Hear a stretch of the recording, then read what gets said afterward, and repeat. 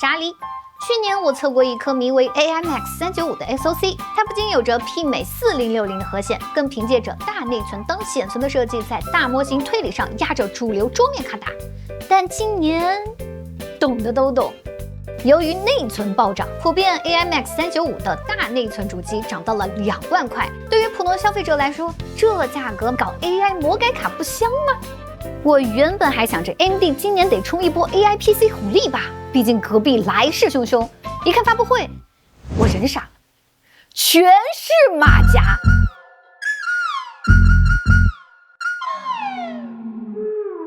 You guys agree?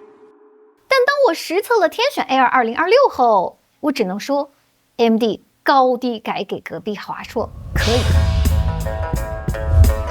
這期視頻的主角為銳龍 AI-MAX 加392版天選 Air 2026，擁有 AI-MAX 加395同款的 8060S 核顯，最大的亮點是首發價84997，即使是內存拉滿的版本，首發1萬出頭。誰能想到目前最便宜的 AI-MAX 設備竟然是高貴的阿蘇斯，且重量僅為1.48千克，薄至1.69厘米，支持180度開合的14寸全能本形態。而和它同定位的產品價格是這樣的。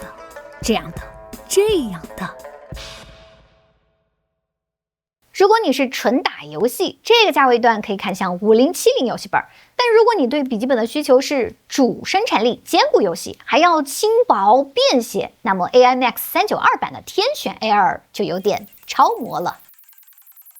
這次我拿到的是64G 內存版的天選 Air。392和395最大的區別是減少了 CPU 核心，所以 R23 多核分從3萬來到了2萬7。但對於互搶功耗的 SoC 來說，壓 CPU 並不一定是件壞事兒，有可能會讓 GPU 掐得更飽。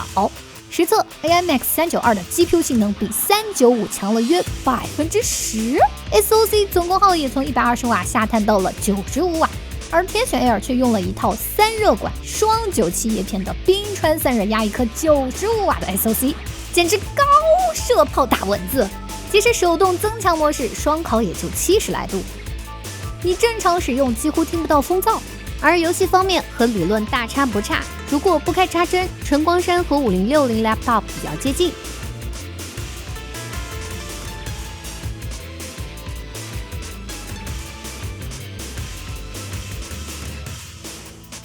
甚至有的游戏還小超5060。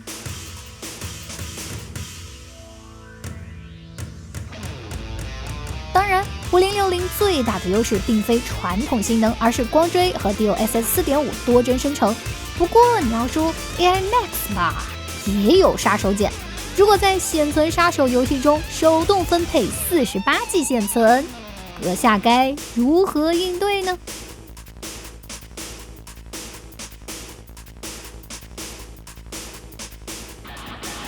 如果 AMD 願意給 RDNA 3.5 下放一個 FSR4， 再蹭一下隔壁的 XeSS 多幀生成 ，AI-MAX 392憑借超級大顯存，有可能會在筆記本領域成為神級般的存在。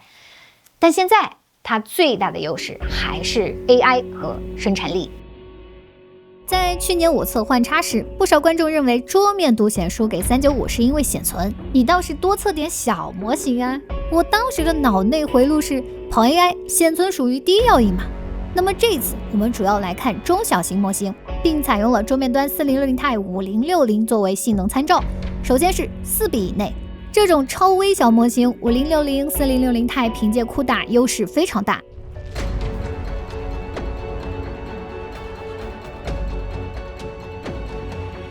但從8筆開始，幾乎就是 AI-MAX 的天下了。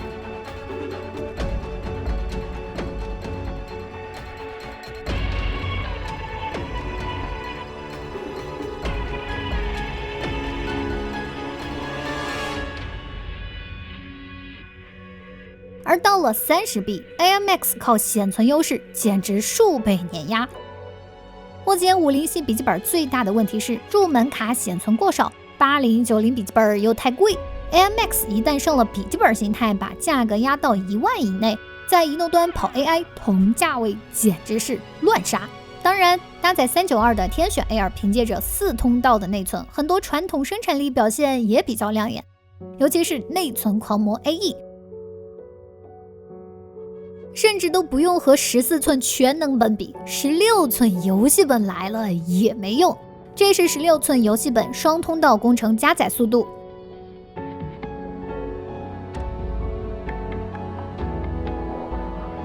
而這是天選 Air 2026 4通道。